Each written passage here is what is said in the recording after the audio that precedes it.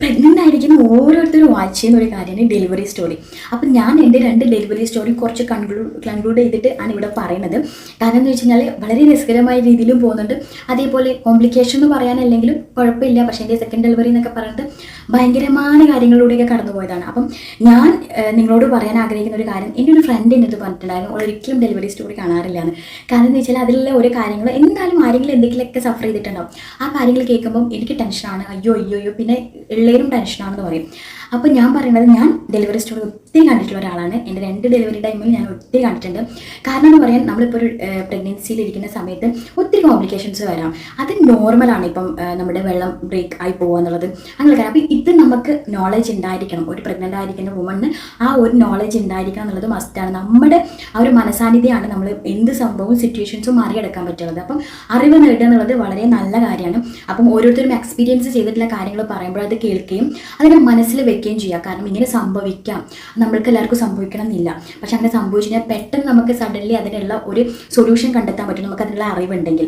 ഇല്ലെങ്കിൽ അത് പാനിക്കായി വലിയ പ്രോബ്ലം ആവും. അപ്പം എല്ലാ എക്സ്പീരിയൻസുകളും കേൾക്കുന്നത് വളരെ നല്ല കാര്യമാണ്. ഞാൻ അങ്ങനെയാണ് എടുത്തിട്ടുള്ളത്. നമ്മൾ പോസിറ്റീവായിട്ടാണ് ഓരോ കാര്യങ്ങളും എടുക്കേണ്ടത്. അപ്പം ഇവിടെ ഞാൻ എൻ്റെ സ്റ്റോറിയാണ് 2 സ്റ്റോറി ആയിട്ടാണ് പറയുന്നത്. അപ്പോൾ 2 സ്റ്റോറി ഞാൻ പാർട്ട് 1 പാർട്ട് 2 ആയിട്ട് ഇടാം, ഇല്ലെങ്കിൽ വളരെ ചുരുക്കി ഇതിൽ പറയാൻ വേണ്ടി ഞാൻ ശ്രമിക്കാം കേട്ടോ. അപ്പം ആദ്യം തന്നെ എനിക്ക് പറയാനുള്ളത്, എല്ലാവരും പോലെ ആഗ്രഹിച്ച് ഞാൻ പ്രഗ്നൻ്റ് ആയതാണ്. കാരണം ഹസ്ബൻഡ് ഗൾഫിലായിരുന്നു. 1.5 വർഷം ആയിട്ട് വന്നിട്ടാണ് ഞാൻ പിന്നീട് 1.5 വർഷം കല്യാണം കഴിഞ്ഞ് 1.5 വർഷമാകുമ്പോഴാണ് ഞാൻ പ്രഗ്നൻ്റ് ആണത്. എല്ലാവരെയും പോലെ തന്നെ ഹസ്ബൻഡ് വന്നു, ട്രൈ ചെയ്തപ്പോൾ നമുക്ക് പ്രഗ്നൻ്റ് ആയില്ല. അപ്പോൾ ആൾ പോയി. അപ്പം ഒരു ഓവുലേഷൻ ടൈം ആ ഒരു സമയത്താണ് ആൾ പോയത്. എന്നാലും ആ 2 മാസം നമ്മൾ ട്രൈ ചെയ്തിട്ടും ആവാത്തതിൻ്റെ വളരെ സങ്കടവും പ്രയാസവും വേദനയും മറ്റുള്ളവരുടെ ചോദ്യങ്ങൾക്ക് എന്ത് മറുപടി പറയുന്നുള്ള നല്ല വിഷമം കൊണ്ടിരിക്കുന്ന സമയത്താണ് ഈ ഒരു റിസൾട്ട് കിട്ടിയിട്ടുണ്ടായിരുന്നത്. അത് വളരെ ഹാപ്പി ആയിട്ടുള്ള കാര്യമാണ്. എനിക്ക് തോന്നുന്നു ഇതുപോലെ ഒത്തിരി പേര് ഇത് കേൾക്കുന്ന ഒത്തിരി പേര് ഇതുപോലെ ഒരു സിറ്റുവേഷനിൽ നിന്നിട്ടുണ്ടാവില്ലേ. ആ കിട്ടുന്ന സന്തോഷം എന്ന് പറഞ്ഞാൽ വളരെ അടിപൊളി സന്തോഷമായിരുന്നു. അപ്പം അത് കഴിഞ്ഞ് പിന്നീട് അങ്ങോട്ട് നമ്മുടെ പ്രഗ്നൻസി എന്ന് പറയുന്നത് എല്ലാവരും പറയും, വാവ് നിങ്ങൾക്ക് സൂപ്പറായിട്ട് ഇരിക്കാമല്ലോ, നിങ്ങൾക്ക് ഇഷ്ടമുള്ള ഭക്ഷണങ്ങൾ കഴിക്കാമല്ലോ. അതൊന്നും അല്ല. ആ 9, എനിക്ക് തോന്നുന്നു ഡെലിവറി സ്റ്റോറി പ്രഗ്നൻസി സ്റ്റോറി പറയുന്നതാണ് നല്ലത്. കാരണം ഡെലിവറി ആ ഒരു സമയത്തിനേക്കാളേറെ ഈ 9 മാസം നമ്മൾ സഹിക്കുന്ന ആ ഒരു കഷ്ടം എവിടെയും പറഞ്ഞു കേൾക്കാറില്ല. ആ ഒരു പ്രസവ വേദനയുടെ ഒരു കാര്യം മാത്രമാണ് പൊതുവെ പറയുക. പക്ഷേ ഈ ഒരു 9 മാസം നിങ്ങൾക്ക് ഇഷ്ടമുള്ള ഭക്ഷണങ്ങളൊക്കെ കഴിക്കാം, സുഖമായിട്ടിരിക്കാമല്ലോ. ഒരിക്കലും അതൊന്നും അല്ല ഞാൻ സഫർ ചെയ്തിട്ടുണ്ടായിരുന്നത് കേട്ടോ. ആദ്യത്തെ 3 മാസം, എൻ്റെ ഫസ്റ്റ് പ്രഗ്നൻസി എന്ന് പറഞ്ഞാൽ ആദ്യത്തെ 3 മാസം എന്ന് പറഞ്ഞാൽ ഭയങ്കര ഛർദി എന്ന് പറഞ്ഞാൽ ഞാൻ വെള്ളം കുടിച്ചാൽ വരെ ഛർദ്ദിക്കുന്ന ഒരു പ്രകൃതമായിരുന്നു. പക്ഷേ ഞാൻ എവിടെയും വീണ് പോവോ അല്ലെങ്കിൽ ഡോക്ടർക്ക് പോയിട്ട് ട്രിപ്പ് കയറ്റി അങ്ങനത്തെ ഒരു സിറ്റുവേഷനിൽ എത്തിയിട്ടില്ല. കാരണം ഭക്ഷണം കഴിക്കാതെ എത്ര ദിവസം വേണമെങ്കിലും ഇരിക്കാൻ പറ്റുന്ന ഒരു പാകത്തിലുള്ള ഒരു ക്യാരക്ടറാണ് ഞാൻ. അതുകൊണ്ട് തന്നെ ഞാൻ ഒരുപാട് സഫർ ചെയ്തിട്ടുണ്ടായിരുന്നു. ഞാൻ ഒത്തിരി വെയിറ്റ് ലോസും ആയിട്ടുണ്ടായിരുന്നു ആ സമയത്ത്. അത് പൊതുവെ നോർമലാട്ടോ, അത് കുഴപ്പമുള്ള കാര്യമില്ല. അപ്പം അങ്ങനെ ഭയങ്കര എന്താ പറയണ്ടേ, ഛർദ്ദിച്ചത് അപ്പടി നമ്മളിപ്പം ഛർദ്ദിച്ചു എന്നിട്ട് ഒന്നും തിന്നുണ്ടാവും, പിറ്റത്തെ സമയത്തോടെ ഛർദ്ദിക്കുന്നു, ഒന്നും തിന്നിട്ടുണ്ടാവില്ല, വെറുതെ വെള്ളം ഛർദ്ദിക്കും. അങ്ങനെയാണ് ആ സമയത്ത് എനിക്ക് മോർണിംഗ് സിക്നസ് ഭയങ്കരമായിട്ടുണ്ടായിരുന്നു, വോമിറ്റിങ് അങ്ങനെ ഛർദ്ദി കാര്യങ്ങളൊക്കെ. അതേപോലെ അത് ഭയങ്കരമായിട്ട് അങ്ങനെ പോയിക്കൊണ്ടിരുന്നു. ഭയങ്കര ക്ഷീണമായിരുന്നു. ഒരു ദിവസം കുളിക്കാൻ പോലും എഴുന്നേൽക്കാൻ പറ്റാത്ത അത്രയും ക്ഷീണമായിരുന്നു. പിന്നെ സെക്കൻഡ് ട്രൈമസ്റ്റർ എന്ന് പറയുന്നത് ആണ് വളരെ രസകരമായിട്ടുള്ളൊരു സമയം. ഞാൻ ആവശ്യത്തിന് ഇഷ്ടമുള്ള ഫുഡും കാര്യങ്ങളൊക്കെ കഴിച്ചിട്ടുണ്ടായിരുന്നു. പക്ഷേ എന്നാലും ഞാൻ റെസ്ട്രിക്റ്റ് ചെയ്തിട്ടുണ്ടായിരുന്നു. എനിക്ക് എൻജോയ് ചെയ്യാൻ പറ്റിയിട്ടുണ്ടായിരുന്നില്ല. എൻ്റെ ഏറ്റവും വലിയ പ്രോബ്ലം എന്ന് പറയുന്നത് മോഷൻ. അത് പോകാൻ വേണ്ടി ഭയങ്കര പാടായിരുന്നു, ഭയങ്കര ടൈറ്റായിരുന്നു. അത് ഞാൻ വല്ലാതെ എന്നെ ബുദ്ധിമുട്ടിച്ച ഒരു സംഭവം എന്ന് പറയുന്നത് അതായിരുന്നു. അപ്പോൾ ആ സെക്കൻഡ് ട്രൈമസ്റ്ററിൽ നമ്മൾക്ക് എത്ര ഭക്ഷണം കഴിക്കാനുള്ള ഒരു സാഹചര്യം ഉണ്ടായാൽ പോലും എനിക്ക് കഴിക്കാൻ പേടിയായിരുന്നു. കാരണം ഞാൻ മുട്ട ആയിക്കോട്ടെ പാലായിക്കോട്ടെ ഇങ്ങനെയുള്ള കാര്യങ്ങളൊക്കെ കഴിക്കാൻ വളരെയധികം പേടിച്ചിട്ടുണ്ടായിരുന്നു ഒരു സമയത്ത്. അങ്ങനെ ഞാൻ വളരെ കുറച്ചായിരുന്നു കഴിച്ചത്. മെഡിസിൻ വരെ ഞാൻ കംപ്ലീറ്റ് എടുക്കില്ലായിരുന്നു. ഒരു ദിവസം എടുത്ത് പിറ്റേ ദിവസം എടുക്കും, അങ്ങനെ ഒരിക്കലും ചെയ്യരുത്. കംപ്ലീറ്റ് ആയിട്ട് എടുക്കേണ്ടത് വളരെ ഉത്തമമാണ്, കുഞ്ഞിൻ്റെ ആരോഗ്യത്തിലായാലും അമ്മേൻ്റെ ആരോഗ്യത്തിലായാലും. പക്ഷേ ഞാൻ എൻ്റെ ഡെലിവറി സ്റ്റോറിയാണ് പറയുന്നത്. അപ്പോൾ ഞാൻ എടുത്തിട്ടുണ്ടായിരുന്നില്ല. കാരണം അത്രയും ഞാൻ അനുഭവിച്ചിട്ടുണ്ടായിരുന്നു, പെയിൻ, ബ്ലീഡിങ് അങ്ങനെയുള്ള കാര്യങ്ങളൊക്കെ. അതെനിക്ക് പിന്നീട് പ്രഗ്നൻസിക്ക് ശേഷം പൈൽസ് പോലുള്ള കാര്യങ്ങളിലേക്ക് എത്തിപ്പെട്ടിട്ടുണ്ടായിരുന്നു കേട്ടോ. അതിനുശേഷം തേർഡ് ട്രൈമസ്റ്റർ ഈ പറയുന്നത് പോലെ തന്നെ ഭയങ്കര എന്താ പറയുക ബ്യൂട്ടിഫുൾ ആയിട്ടുള്ള സംഭവം തന്നെയായിരുന്നു. എനിക്ക് ഈ പ്രഗ്നൻസി ജേർണിയിൽ ആ ഛർദിയും അതേപോലെ തന്നെ ഈ ഒരു മോഷൻ്റെ ഒരു പ്രോബ്ലം അല്ലാതെ വലിയ പ്രശ്നങ്ങളൊന്നും ഉണ്ടായിരുന്നില്ല. ഞാൻ മരിച്ച് പണിയെടുക്കുന്നുണ്ടായിരുന്നു. കാരണം ഈ ഡോക്ടർ പ്രത്യേകിച്ച് പറഞ്ഞത് നമ്മളെ കട്ടിലിൻ്റെ അടിയിലേക്ക് ഇരുന്ന് മണങ്ങി നോക്കാനൊക്കെ പറഞ്ഞിട്ടുണ്ടായിരുന്നു. അപ്പം ഞാൻ ഇരുന്ന് മണങ്ങി നോക്കും. ഞാൻ 100 വട്ടമൊക്കെ എണ്ണി അങ്ങനെ ചെയ്യുമായിരുന്നു. മണങ്ങി നോക്കുക, ഒരു എക്സസൈസ് പോലെയൊക്കെ ഇരുന്ന് മണങ്ങിനൊക്കെ. അതേപോലെ ഡെയിലി ഞാൻ തുടയ്ക്കും, മേലിൽ താഴെയായിട്ട് തുടയ്ക്കും. അതേപോലെ തന്നെ അലക്കും, അതേപോലെ ബെഡ്ഷീറ്റൊക്കെ എടുത്ത് കൊണ്ടുപോയിട്ട് അടിച്ചലയ്ക്കും. അതേപോലെ സ്റ്റെപ്സ് കയറി ഇറങ്ങുക, അങ്ങനെയുള്ള കാര്യങ്ങളൊക്കെ എനിക്ക് ടെൻഷനായിരുന്നു. കാരണം നമ്മൾക്ക് സിസേറിയൻ ഉള്ളത് നമ്മളൊരു സിറ്റുവേഷൻ്റെ പേരിലേക്ക് പോവാം, അല്ലാതെ ഞാൻ ഫ്ലെക്സിബിൾ അല്ലാത്തതിൻ്റെ പേരിൽ നമ്മൾ പണിയെടുക്കാത്തതിൻ്റെ പേരിലോ നമ്മളെ അങ്ങനത്തെ ഒന്നും ചെയ്യാത്തതിൻ്റെ പേരിലല്ലോ കേട്ടോ സിസേറിയനിലേക്ക് പോകാം. ഒന്നും ചെയ്യാതെ അനങ്ങാണ്ടിരുന്നിട്ടുള്ള ആൾക്കാർക്കും നോർമൽ ഡെലിവറി നല്ല ഈസിയിൽ നടക്കും. അത് ഓരോരുത്തരും ബോഡി ടൈപ്പ് പോലെ ഇരിക്കും, പിന്നെ കോംപ്ലിക്കേഷൻസും.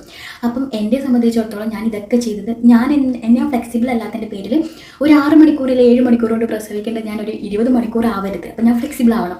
അതിന് വേണ്ടിയിട്ടായിരുന്നു ഞാനിങ്ങനെ മരിച്ച് പണിയെടുക്കുന്നുണ്ടായിരുന്നത്. കാരണം നോർമൽ ഡെലിവറി ട്രൈ ചെയ്തിട്ട് മാത്രമേ നമുക്ക് സി സെക്ഷനിലേക്ക് എന്തെങ്കിലും കോംപ്ലിക്കേഷൻസ് ഉണ്ടെങ്കിൽ മാത്രമേ പോവുള്ളൂ. അപ്പോൾ നമ്മൾ ഈ പെയിൻ സഹിക്കുന്നത് കുറയ്ക്കാൻ വേണ്ടി നമ്മൾ മസ്റ്റായിട്ടും നന്നായിട്ട് നമ്മുടെ ബോഡി ഫ്ലെക്സിബിൾ ആക്കുന്നത് നല്ല കാര്യമായിട്ടോ. അത് എല്ലാവരും ട്രൈ ചെയ്യുന്നത് നല്ല കേട്ടോ. അപ്പം ഞാൻ അതിന് വേണ്ടിയിട്ട് മരിച്ച് പണിയെടുത്തുകൊണ്ടിരുന്ന ഒരാളാണ്. അപ്പം നമ്മൾക്ക് 9 മാസം തികയുന്ന അന്ന്, ഇനി എൻ്റെ ഡെലിവറി സ്റ്റോറി എന്ന് പറഞ്ഞാൽ സ്റ്റാർട്ട് ചെയ്യുന്നത് 9 മാസം തികയുന്ന അന്ന് എൻ്റെ അച്ഛനും അമ്മയൊക്കെ വന്നിട്ടുണ്ടായിരുന്നു. അപ്പോൾ എനിക്ക് ഒരാഴ്ചയായിട്ട് ഭയങ്കരമായിട്ട് ഇരിക്കാനും നിൽക്കാനും പറ്റാത്ത രീതിയിൽ ഒരു മോഷൻ പോകാൻ വേണ്ടി തോന്നുന്നത്, അതിങ്ങനെ വരുമ്പോഴേക്കും എനിക്ക് വേർക്കുക എന്തെങ്കിലും ആവും. ഒരു സെക്കൻഡോടെ അത് പോകും, കുറച്ച് കഴിയുമ്പോൾ പിന്നെയും വരും. ഇങ്ങനെയായിരുന്നു ഒരാഴ്ച ഏകദേശം അങ്ങനെ തന്നെയായിരുന്നു. അപ്പോൾ അമ്മ വന്നപ്പോൾ ഞാനിങ്ങനെ പറഞ്ഞു. അപ്പോൾ അമ്മ പറഞ്ഞു, ഇത് ഡെലിവറി അടുത്തതിൻ്റെ ഒരു ലക്ഷണമാണ് മോളെ, അപ്പം മസ്റ്റായിട്ട് അടുത്തിട്ടുണ്ട്, ഒന്ന് ഡോക്ടറെ കാണുന്നത് നല്ലതായിരുന്നു എന്നൊക്കെ പറഞ്ഞു. അപ്പോൾ പിന്നെ എനിക്ക് ഞാൻ അതുവരെ ചിന്തിച്ചത് പെയിൻ വരും എന്നാണ്. കാരണം ആ സമയത്ത് അത്രയും നോളജ് ഉണ്ടായിരുന്നില്ല. അപ്പോൾ അപ്പം ഞാൻ വിചാരിച്ചു ഇതെന്താ ഇങ്ങനെ. അപ്പോൾ പിന്നെ എനിക്ക് ടെൻഷനായി തുടങ്ങി. അന്ന് രാത്രി എനിക്ക് ഒരു മിനിറ്റ് പോലും ഇരിക്കാൻ പറ്റാത്ത തരത്തിലുള്ള ആ ഒരു സംഭവം, അതിന് എന്ത് പെയിനാണ്? അത് പെയിനല്ല, അതൊരു തരം അവസ്ഥയാണ്.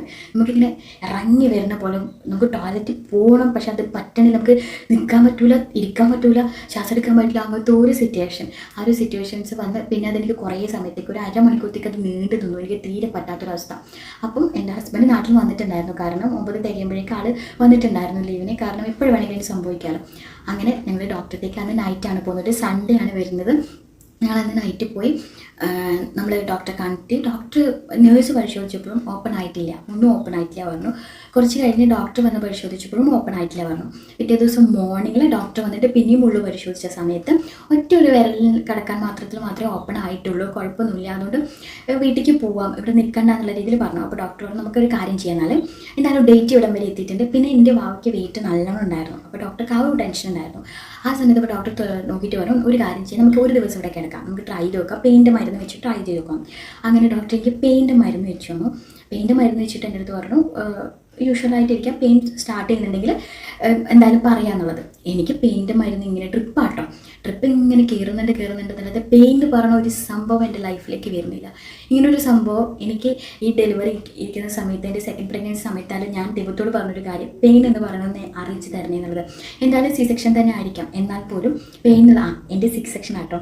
അപ്പം എൻ്റെ പെയിൻ ആണെന്ന് എനിക്കൊന്ന് അറിയാൻ വേണ്ടിയിട്ട്, അപ്പം എന്താണ് പെയിൻ എനിക്ക് മനസ്സിലായിട്ടില്ല. പക്ഷേ ഇത് കേൾക്കുന്ന ഒത്തിരി പേര് പറയും ഭാഗ്യം എന്നുള്ളത്. ഭാഗ്യമല്ല, നമ്മൾ സിസേറിയൻ്റെ പെയിൻ എന്ന് പറയുന്നത്, അത് ഞാൻ എൻ്റെ സ്റ്റോറി പറയാം കേട്ടോ. അപ്പം എനിക്ക് പെയിൻ വരുന്നില്ല. അപ്പോൾ പെയിൻ വരാതിരുന്നപ്പോൾ ഞാൻ ഡോക്ടർ അത് ട്രിപ്പ് കഴിഞ്ഞിട്ട് പെയിൻ ഇല്ല. അപ്പോൾ ഡോക്ടർ പറഞ്ഞു ഒരു കാര്യം ചെയ്യും, എനിക്ക് ഭയങ്കര ടെൻഷൻ, ഭയങ്കര ടൈറ്റായിട്ട് കിടക്കുകയാണ് കുടൽ, നീ ഒന്ന് സ്കാൻ ചെയ്യണമെന്ന് പറഞ്ഞു. അങ്ങനെ എൻ്റെ സ്കാനിങ്ങിന് അയച്ചു. സ്കാൻ ചെയ്ത് കൊണ്ടുവന്നപ്പോൾ ഡോക്ടർ പറഞ്ഞിട്ടുണ്ടായിരുന്നത് മുഴയുണ്ടോ എന്നൊരു ഡൗട്ട് ഉണ്ടെന്നായിരുന്നു. കാരണം വാവ ടൈറ്റ് ചെയ്ത് കിടക്കാൻ എനിക്കും തോന്നില്ല. ആ സമയത്ത് ഞാൻ ഭയങ്കര ടെൻഷൻ്റെ ആളാട്ടോ. എനിക്ക് ഈ ലോകത്തെ എന്തും ടെൻഷനും പേടിയായിരുന്നു. കോളേജ് ലൈഫ് ആയിക്കോട്ടെ, സ്കൂൾ ലൈഫ് ആയിക്കോട്ടെ, എന്തിനേയും ആൻസൈറ്റി ആയിട്ട് ചിന്തിച്ച് കൂട്ടി പേടിക്കുന്ന, ഭയങ്കര പേടി എന്ന് പറയുന്ന ഒരു അസുഖമുള്ള ആൾക്കാരില്ലേ, ആ ബന്ധപ്പെട്ട ആളാണ് ഞാൻ. എന്നിട്ട് പോലും ആ ഒരു സിറ്റുവേഷനിലിരിക്കുമ്പോൾ ഞാനൊരു ചെറിയ സ്മൈലോടെ ഇരുന്നത്. കാരണം വെച്ചാൽ എനിക്കിനി വാവനെ കാണാനുണ്ടായിരുന്ന ആ ഒരു എക്സൈറ്റ്മെൻറ്റും ആ ഒരു സന്തോഷമായിരുന്നു. ഡോക്ടർ ഇങ്ങനെ പറഞ്ഞു മുഴയുള്ളവർ, എനിക്കിപ്പോഴും ആ ഒരു ടൈം നല്ല ഓർമ്മയാണ്. ഞാൻ ചിരിച്ചുകൊണ്ടിരിക്കുകയായിരുന്നു. എൻ്റെ ഹസ്ബൻഡും അമ്മയൊക്കെ പേടിച്ചു, കാരണം ഇതെന്താ പറയണേ. എന്നിട്ടാണ് സ്കാനിങ്ങിൽ വിടുന്നത്. ഇപ്പോൾ സ്കാനിങ് ചെയ്ത് വന്നപ്പോൾ ഡോക്ടർ പറഞ്ഞു കുഴപ്പമൊന്നുമില്ല, നമുക്കൊരു കാര്യം ചെയ്യാം, ഞാൻ വൈകുന്നേരം വന്ന് ഒന്നുകൂടി ചെക്ക് ചെയ്തിട്ട് നമുക്ക് ഡിസ്ചാർജ് ചെയ്യാമെന്ന്. അങ്ങനെ ഡോക്ടർ പോയി. എന്നിട്ട് ഡോക്ടറിൻ്റെ പെട്ടെന്ന് കോൾ ചെയ്തിട്ട് പറയുന്നു ഞാനിപ്പോൾ വരും. ഡോക്ടർ ഒരു 2 മണി ആ സമയത്താണ് കൊണ്ട് പോയത്. ഡോക്ടർ 4 മണിയാകുമ്പോൾ വിളിച്ചിട്ട് പറയുന്നു ഞാൻ വൈകുന്നേരം വരാമെന്ന് പറഞ്ഞിട്ടാണ് പോയത്. ഞാനിപ്പോൾ വരും, ജിജിനേട്ടൻ്റെ ഫാമിലിയോടൊന്ന് അവിടെ നിൽക്കാൻ പറയണേന്ന് പറഞ്ഞു. അപ്പം എൻ്റെ ഹസ്ബൻഡും എല്ലാവരും അവിടെ തന്നെ ഉണ്ട്. അപ്പം ഡോക്ടർ പെട്ടെന്ന് ഓടി എൻ്റെ അടുത്ത്, ഈ ഡോക്ടറുടെ പ്രത്യേകത നമ്മൾ ഈ പ്രഗ്നൻ്റ് ആയിരിക്കുന്ന ആളുടെ മുമ്പിൽ വെച്ച് തന്നെയാണ് എല്ലാ കാര്യങ്ങളും പറയാം, അവരോട് തന്നെയാണ് എല്ലാം പറയാം. അത് ഇൻ കേസ് ചില ആൾക്കാർക്ക് ഒരു നല്ല കാര്യമായിരിക്കാം. ബേബി എന്നെ സംബന്ധിച്ചിടത്തോളം ആ സമയത്ത് ഇതൊക്കെ കേൾക്കുമ്പോൾ ഓക്കെയാണ്. സെക്കൻഡ് പ്രഗ്നൻസി സമയത്ത് ഞാൻ എല്ലാത്തിനും അവെയർ ആയിരുന്നു. ഇങ്ങനെയുള്ളത് നോക്കി എല്ലാം പറഞ്ഞപ്പോഴും ഞാനത് ആക്സെപ്റ്റ് ചെയ്തിട്ടുണ്ടായിരുന്നു. അപ്പോൾ ഫസ്റ്റ് പ്രഗ്നൻസിയിലും ഇങ്ങനൊരു സിറ്റുവേഷൻ വന്നപ്പോഴും ഞാൻ ഭയങ്കര ലൈറ്റ് മൈൻഡോടെ ഇരിക്കുകയായിരുന്നു. എനിക്കങ്ങനെ ഒരു സ്ട്രെസ്സ് തോന്നിയിട്ടില്ല കേട്ടോ. അത് എന്താണെന്ന് അറിയില്ല, ദൈവത്തിൻ്റെ കൃപയായിരിക്കാം. അപ്പം ഇങ്ങനെ പറഞ്ഞു, എനിക്ക് സ്കാനിങ് റിപ്പോർട്ട് ഓക്കെ, പക്ഷേ എനിക്ക് എന്തോ സമാധാനം തോന്നുന്നില്ല. ചേച്ചിയുടെ കണ്ടീഷൻ എനിക്കെന്തോ സമാധാനം തോന്നുന്നില്ല. കാരണം അതിപ്പം ക്ലിയർ ചെയ്ത് എനിക്ക് പറയാൻ അറിയില്ല. പക്ഷേ ഞാൻ വിചാരിക്കുന്നു ഒരു സിക്സ് സെക്ഷനിലേക്കൊക്കെ പോയാലോ എന്നുള്ളത്. അപ്പം എൻ്റെ ഹസ്ബൻഡിനോടും അമ്മയോട് പറഞ്ഞ് നിങ്ങളുടെ തീരുമാനമാണ്, പക്ഷേ ഞാനിവിടെ പറയുന്നത് എനിക്ക് ഒട്ടും സാറ്റിസ്ഫൈഡ് അല്ല ഇവിടെ ഈ ഒരു സിറ്റുവേഷൻ എന്ന് പറഞ്ഞു. അപ്പം എൻ്റെ ഹസ്ബൻഡ് പറഞ്ഞു ഓക്കെ, ഡോക്ടർ പറയണത് അങ്ങനെയാണല്ലോ, അപ്പോൾ പിന്നെ നമ്മളതിന് വേറെ ഒന്നും പറഞ്ഞിട്ട് കാര്യം, നമ്മളങ്ങനെ തീരുമാനിച്ചിട്ടുണ്ട് കേട്ടോ. എന്ത് വന്നു കഴിഞ്ഞാലും നോർമൽ ഡെലിവറി തന്നെ വേണമെന്നുള്ള വാശിയൊന്നും പിടിക്കാൻ പറ്റില്ല. കാരണം നമ്മുടെ ബേബിയുടെ ഹെൽത്തും അതേപോലെ തന്നെ അമ്മയുടെ ഹെൽത്തും അതാണ് ഇമ്പോർട്ടൻറ്റ്. കാരണം ഇപ്പോഴും എനിക്ക് നിങ്ങളെല്ലാവരോടും പറയാനുള്ളത് നോർമൽ ഡെലിവറി ആണെങ്കിലും സി സെക്ഷൻ ആണെങ്കിലും അത് സിറ്റുവേഷൻസ് അനുസരിച്ചിട്ടാണ്. അത് ഒരു ഗർഭിണിയായ സ്ത്രീയുടെ പ്രോബ്ലം ഒന്നുമല്ല. കോംപ്ലിക്കേഷൻസ് വരുന്നതും ഒരു ഗർഭിണിയായിട്ട് സ്ത്രീയുടെ പ്രോബ്ലം ഒന്നുമല്ല. അതൊക്കെ എന്താ പറയണ്ടേ, നാച്ചുറലായിട്ട് വരുന്ന കാര്യങ്ങളാണ്. അത് വരാം, വരാതിരിക്കാം. അത് ഓരോരുത്തരുടെ റീസൺ. ചില ആൾക്കാർ വാശി പിടിച്ച് നോർമൽ ഡെലിവറിക്ക് തന്നെ വാശി പിടിക്കുന്നതാണ്. ശരിയാണ്, സി സെക്ഷൻ എന്ന് പറയുന്നത് വളരെ ഡിഫിക്കൽട്ടായിട്ടുള്ളൊരു കാര്യമാണ്. ആ സി സെക്ഷൻ എന്ന് പറയുന്ന സർജറി ഒരിക്കലും ഒരു പ്രോബ്ലം ഉള്ളതല്ല. നിങ്ങൾ തന്നെ കേട്ടിട്ടുണ്ടാകും, സി സെക്ഷൻ ചെയ്തിട്ട് ആർക്കും എന്ത് പ്രോബ്ലം ഉണ്ടായിട്ടുള്ളത്, ഒരു പ്രോബ്ലം അല്ല. പക്ഷേ ചില ആൾക്കാർക്ക് ഒരു പെർസെൻറ്റേജൊക്കെ എന്തെങ്കിലുമൊക്കെ പ്രോബ്ലംസ് ഉണ്ടാവാം. അത്രയല്ലാതെ അതൊരു പ്രോബ്ലം അല്ല. പക്ഷേ ആ വ്യക്തിക്ക് കീറി മുറിക്കുക എന്നുള്ള കാര്യങ്ങളൊക്കെ ഭയങ്കര ടെൻഷനായിട്ടുള്ള കാര്യമാണ്. അത് സഫർ ചെയ്യാനുള്ള കാര്യങ്ങൾ, അത് കഴിഞ്ഞിട്ടാണെങ്കിലും കുറച്ച് സഫറിങ് ഉണ്ട്. അത് വളരെ ബുദ്ധിമുട്ടുള്ള കാര്യം. നോർമൽ ഡെലിവറി ആ ഒരു സമയത്ത് നമ്മൾ അനുഭവിക്കുന്ന പെയിൻ അതിശക്തമായിട്ടുള്ള പെയിനാണ്, നമുക്ക് പറയുന്നതിനേക്കാൾ അപ്പുറമാണ്. അങ്ങനെയാണെങ്കിൽ പോലും നമുക്ക് ഈ പറയുന്ന സംഭവം സി സെക്ഷൻ എന്ന് പറയുന്നത് നമ്മൾ കുറച്ചുകൂടെ അനുഭവിക്കേണ്ട ഒരു കാര്യമാണ്.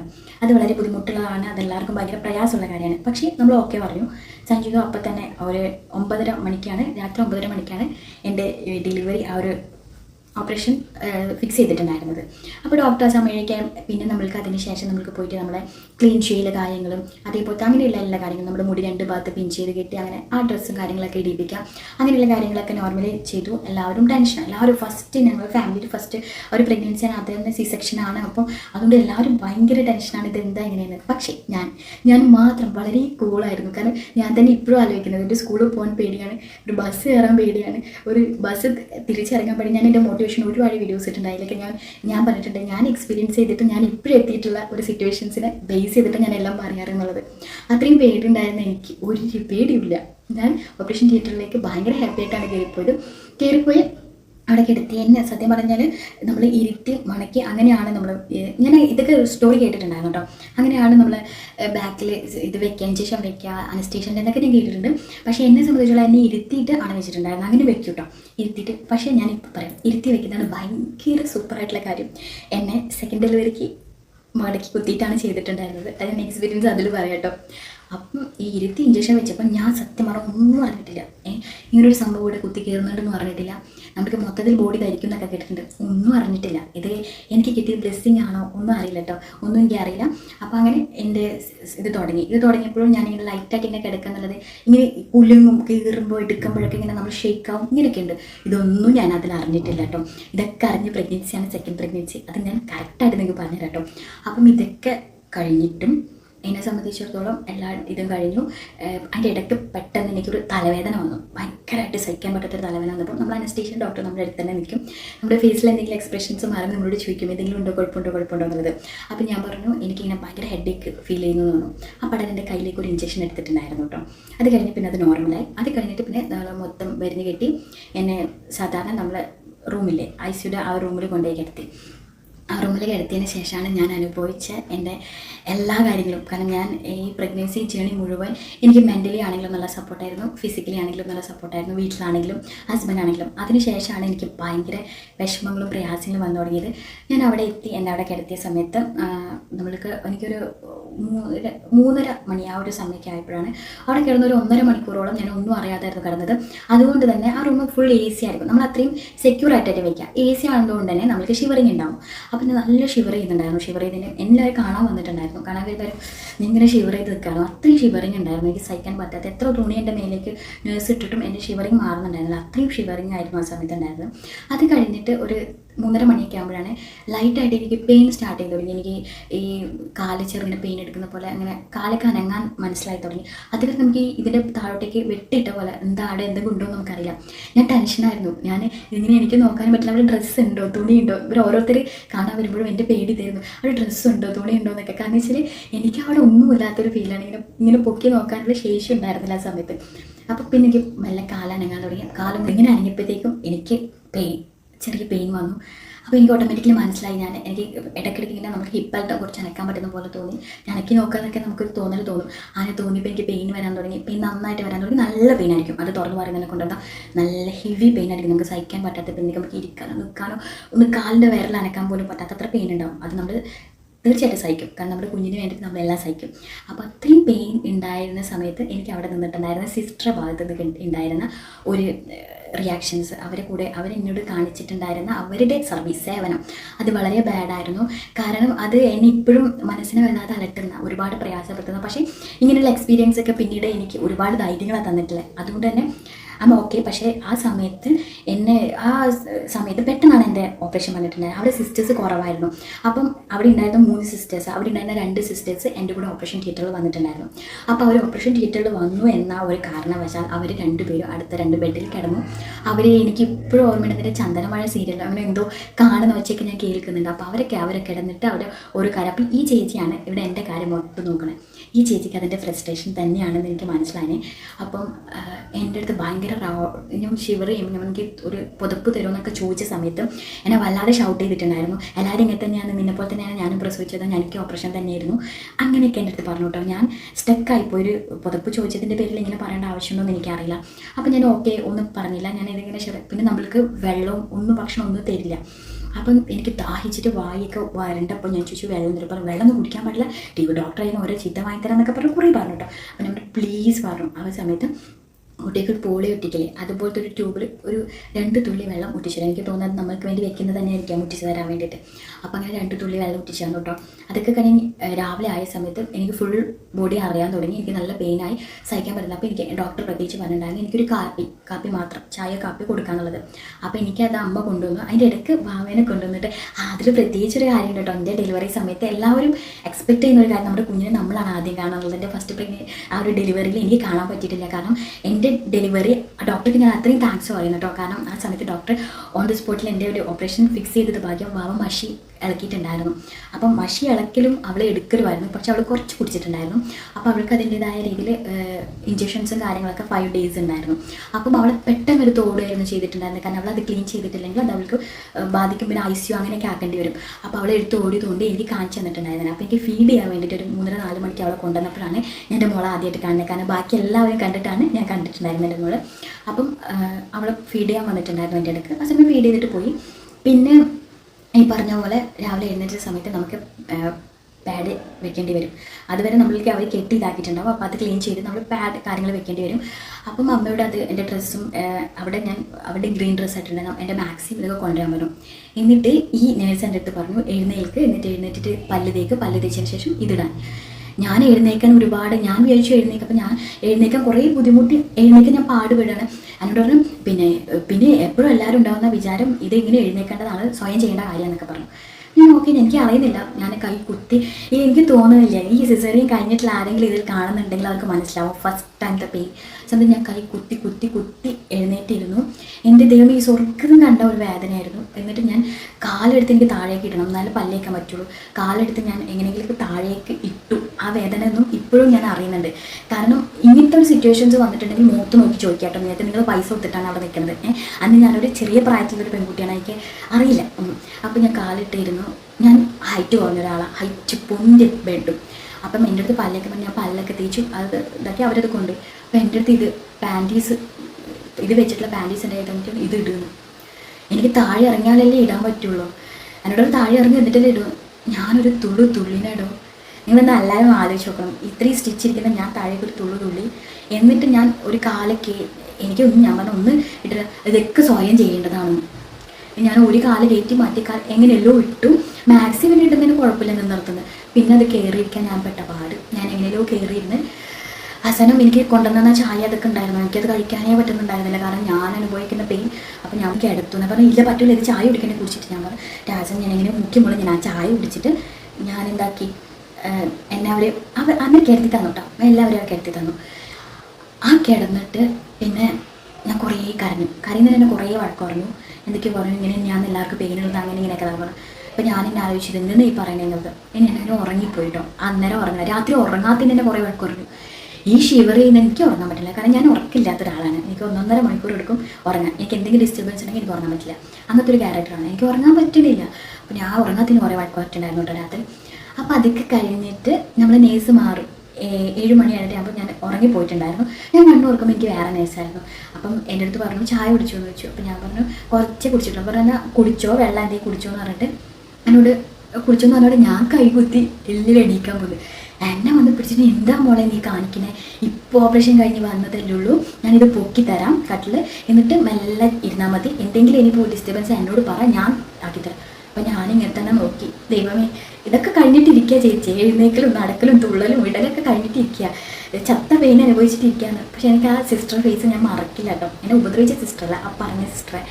ഞാനിങ്ങനെ അവർ തന്നെ ഒരു മോള് അത് കഴിഞ്ഞിട്ട് എന്നെ റൂമിലേക്ക് കൊണ്ടുവരണേ, ഇനി റൂമിലേക്ക് കൊണ്ടുവരാൻ അവിടെ വന്നിട്ടുണ്ടായിരുന്ന കമ്പൗണ്ടറായിട്ടുള്ള ഏട്ടന്മാർ. അവന് എനിക്ക് എഴുന്നേക്കാൻ പോലും കാരണം എനിക്ക് ഇതും കൂടെ ചെയ്തുകൊണ്ടായിരിക്കും പെയിൻ സഹിക്കാൻ പറ്റില്ല. അപ്പോൾ എനിക്ക് എഴുന്നേക്കാൻ പോലും പറ്റാതിരിക്കും. എന്നോട് പറയും അവിടെ തന്നെ കിടന്നു, ഞങ്ങൾ എടുത്തോളാണ്. കാരണം ഞാൻ അന്നേരം ഇവരെ തന്നെ, ഞാൻ സത്യം പറഞ്ഞാൽ ഇവരാണോ മലകമാർ എന്ന് ആലോചിച്ചിട്ട് ഇങ്ങനെ നോക്കണം. എന്നെ എടുത്തായിരുന്നു ആ ഏട്ടന്മാരെ അവിടെ കിടത്തിയിട്ടുണ്ടായിരുന്ന സ്ട്രക്ചറിലേക്ക്, എന്നെ ഉരുട്ടി റൂമിലേക്ക് കൊണ്ടുപോയിട്ട് എടുത്തായിരുന്നു കിടത്തിയിട്ടുണ്ടായിരുന്നത്. അതുകൊണ്ട് എനിക്ക് അവരുടെ ഫേസൊന്നും ഒരിക്കലും മറക്കാൻ പറ്റില്ല, കാരണം ആ ഒരു പെണ്ണുങ്ങൾ കാട്ടിയത് ആലോചിച്ചിട്ട് കേട്ടോ. അങ്ങനെ റൂമിലേക്ക് എത്തി. ഒരു 5 ഡേയ്സോളം നല്ല പെയിൻ ഉണ്ടായിരുന്നു കേട്ടോ, നല്ല പെയിൻ ഉണ്ടായിരുന്നു. പക്ഷേ ഡോക്ടർ, ഞാൻ എഴുന്നേറ്റ് സ്വയം ഇരുന്ന് കസേരയിൽ പോയിരുന്നിട്ടാണ് ഞാൻ ബേബിക്ക് എൻ്റെ മോൾക്ക് ഞാൻ ഫീഡ് ചെയ്തിട്ടുണ്ടായിരുന്നത്. അപ്പോൾ ഡോക്ടർ വന്നിട്ട് പറഞ്ഞിട്ടുണ്ടായിരുന്നു, ഞാൻ യു ആർ ദ വെരി എന്താ പറയണ്ടേ, അത്രയും ബോൾഡ് ആയിട്ടുള്ള കുട്ടിയാണ്. കാരണം ഇങ്ങനെ എഴുന്നേറ്റ് നീ നടന്ന് വന്നിരിക്കുന്നതൊക്കെ കാണുമ്പോൾ ഞാൻ ഡെയിലി കുളിച്ചിട്ടുണ്ടായിരുന്നു. അപ്പം ഡോക്ടർ പറഞ്ഞിട്ടുണ്ടായിരുന്നു ഇത് വെരി സ്ട്രോങ് ഗേൾ എന്ന് പറഞ്ഞിട്ടുണ്ടായിരുന്നു എൻ്റെ അടുത്ത്. കാരണം എന്ന് വെച്ച് കഴിഞ്ഞാൽ എനിക്ക് ആ ചേച്ചിയോട് നന്ദി പറയണം, കാരണം ഞാൻ അവിടെ എക്സ്പീരിയൻസ് ചെയ്തു എത്രമാത്രം പെയിൻ ഉണ്ട്, എങ്ങനെ ഇറങ്ങാൻ പറ്റും എന്നുള്ളത്. അപ്പം ഞാനത് എനിക്കൊരു കുഴപ്പമുണ്ടായിരുന്നില്ല പിന്നെയുള്ള ദിവസങ്ങളിൽ അത് മാനേജ് ചെയ്യാൻ വേണ്ടിയിട്ടുള്ളത്. അപ്പം നമ്മുടെ ആ പെയിൻ എന്ന് പറയുമ്പോൾ വളരെ വളരെ വളരെ വളരെ ശക്തിയുള്ള പെയിനാണ്. പക്ഷേ ആ പെയിനും നമുക്ക് സഹിക്കാൻ പറ്റും അവനെ കാണുന്ന സമയത്ത്. അപ്പോൾ ഒരു 5 ഡേയ്സോളം ആ വേദന ഉണ്ടായിരുന്നു, പിന്നെ കുഴപ്പമൊന്നും ഉണ്ടായിരുന്നില്ല. അവയ്ക്ക് ചെറിയൊരു മഞ്ഞ ഉണ്ടായിരുന്നു, അതിൻ്റെ ഒരു മെഡിസിനൊക്കെ ഉണ്ടായിട്ട് ഒരു 5 ഡേയ്സ് ആയിരുന്നു ഹോസ്പിറ്റലിൽ കിടന്നിട്ടുണ്ടായിരുന്നത്. എൻ്റെ വീട്ടിലേക്ക് വന്നിട്ട് അതിന് ശേഷം എനിക്കൊന്ന് ഞാൻ 3 മന്ത്സ് എൻ്റെ വീട്ടിലായിരുന്നു, കുഴപ്പമൊന്നും ഉണ്ടായിരുന്നില്ല. പിന്നെ ഹസ്ബൻഡ് വീട്ടിൽ വന്നതിന് ശേഷം എനിക്ക് കുറച്ചൊരു ഡിപ്രഷൻ പോലുള്ള കാര്യങ്ങളൊക്കെ ഉണ്ടായിരുന്നു. അതിൽ വേറൊരു വീഡിയോയിൽ അത് നമ്മൾ ഡെലിവറി സ്റ്റോറി പറയേണ്ട ആവശ്യമുണ്ടോ. അപ്പോൾ ഇതാണ് എൻ്റെ ഫസ്റ്റ് പ്രഗ്നൻസി. ഇനി സെക്കൻഡ് പ്രഗ്നൻസി എന്ന് പറയുന്നത് ഇറ്റ്സ് ഹൊറിബിൾ. എന്നെ സംബന്ധിച്ചോളം ഞാൻ ഇതിനെ പറഞ്ഞത് എനിക്ക് വളരെ ഹാപ്പിനെസ് ആയിരുന്നു എന്ന് പറഞ്ഞത്. അപ്പോൾ എൻ്റെ സെക്കൻഡ് പ്രഗ്നൻസി പറയുന്നത് എനിക്കിപ്പോഴും നിങ്ങളെ മുഖത്ത് നോക്കി പറയാവുന്നൊരു കാര്യം, ഭയങ്കര ഹൊറിബിളായിരുന്നു. ഹൊറിബിൾ മീൻസ് കുറേ ഓരോരുത്തരും അറിയാനുള്ള ഒരുപാട് കാര്യങ്ങൾ അതിലുണ്ട്. എന്ന് പറയുന്നത് ഒരു അമ്യൂസിഡിസീസ് എന്ന് പറയുന്ന ഒരു സിറ്റുവേഷൻസ് ചെയ്യേണ്ടി വന്നിട്ടുണ്ടായിരുന്നു. ഞാൻ റെസ്റ്റിലായിട്ടുണ്ടായിരുന്നു, കുറേ ഇഞ്ചക്ഷൻസ് എടുക്കേണ്ടി വന്നിട്ടുണ്ടായിരുന്നു. പിന്നെ ബേബീനെ ആണെങ്കിലും വെയിറ്റ് ഗെയിൻ ചെയ്യിക്കാനും കുറച്ച് കാര്യങ്ങളുണ്ടായിരുന്നു. അതിനുശേഷം എന്ന് പറയുന്നത് ഡെലിവറി ആണെങ്കിലും ഞാനിപ്പോൾ ഓപ്പറേഷൻ തിയേറ്ററിൽ നിങ്ങൾക്ക് പറഞ്ഞ എക്സ്പീരിയൻസ് അല്ല, ഇവളുടെ എനിക്ക് പറയാനുള്ള എക്സ്പീരിയൻസ് അതും വേറൊരു തരത്തിലുള്ള എക്സ്പീരിയൻസ് ആയിരുന്നു. അതിന് ഞാൻ എങ്ങനെയാണ് മാനേജ് ചെയ്തിട്ടുള്ള കാര്യം ഞാൻ പറഞ്ഞു കേട്ടോ. അതിനുശേഷം ഞാൻ ഹസ്ബൻഡിൻ്റെ വീട്ടിലേക്കായിരുന്നു. അപ്പം എനിക്ക് ഭയങ്കര ഡിപ്രഷനായിരുന്നു. ഞാൻ ഫേസ് ചെയ്ത ഒരു തലം ഉണ്ടായിരുന്നു. അതൊക്കെ ഞാൻ അടുത്ത വീഡിയോ നിങ്ങൾക്ക് വേണ്ടി ഷെയർ ചെയ്യുന്നതായിരിക്കും. അത് തീർച്ചയായിട്ടും നിങ്ങൾക്ക് എൻ്റെ ഈ എക്സ്പീരിയൻസ് ഒക്കെ കേട്ടപ്പം എന്തെങ്കിലുമൊക്കെ ഇതിൽ ഇൻഫർമേറ്റീവായിട്ട് തോന്നിയിട്ടുണ്ടാവും, നിങ്ങൾക്ക് എന്തെങ്കിലും ഒരു ധൈര്യം കിട്ടിയിട്ടുണ്ടാവും. കാരണം നമ്മൾ എന്ത് ലൈഫിലേക്ക് നമ്മുടെ മുമ്പിൽ നമ്മളെല്ലാവരും പ്രഗ്നൻ്റ് ആവാൻ വേണ്ടി തയ്യാറെടുക്കുമ്പോൾ ഉറപ്പായിട്ടും എല്ലാവർക്കും അറിയാം ഒരു പെയിൻഫുൾ ആയിട്ടുള്ള കാര്യമാണെന്ന്. അപ്പോൾ പിന്നെ ഉണ്ടാവുമ്പോൾ നമ്മളതിനെ ആലോചിച്ച് ബോധേഡാവേണ്ട ആവശ്യമില്ല, ടെൻഷൻ ആവേണ്ട ആവശ്യമില്ല, പോവുക, നേരിടുക, വരിക, ഇതാണ് ചെയ്യേണ്ടത്. നമ്മൾ പെയിനാണ്, അതെല്ലാവരും സഹിക്കണം. ആ സമയത്തും ഞാനും എന്തിനീ പണിക്ക് പോകുന്നത് ചിന്തിച്ചിട്ടുണ്ട്. പക്ഷേ ഇത് നമ്മുടെ ലൈഫിലെ ഏറ്റവും വലിയ ഹാപ്പിനെസ് കിട്ടുന്ന ഒരു കാര്യമാണ്. അപ്പോൾ തീർച്ചയായിട്ടും നിങ്ങൾക്ക് എല്ലാവർക്കും ഒരു സൂപ്പർ ഡെലിവറി തന്നെ ഉണ്ടാവും. ആർക്കും ഒരു കോംപ്ലിക്കേഷൻസോ ബുദ്ധിമുട്ടുകളോ ഇല്ലാതെ സുഖമായിട്ടുള്ളൊരു പ്രസവം ഉണ്ടാകട്ടെ, അതിനുവേണ്ടി പ്രാർത്ഥിക്കുകയും ചെയ്യാം കേട്ടോ. അപ്പോൾ തീർച്ചയായിട്ടും നിങ്ങൾക്ക് ഈ വീഡിയോ ഇഷ്ടമായിട്ടുണ്ടെങ്കിൽ ലൈക്ക് ചെയ്യണം, അതേപോലെ തന്നെ സബ്സ്ക്രൈബ് ചെയ്ത് വയ്ക്കാനും മറക്കല്ലേ.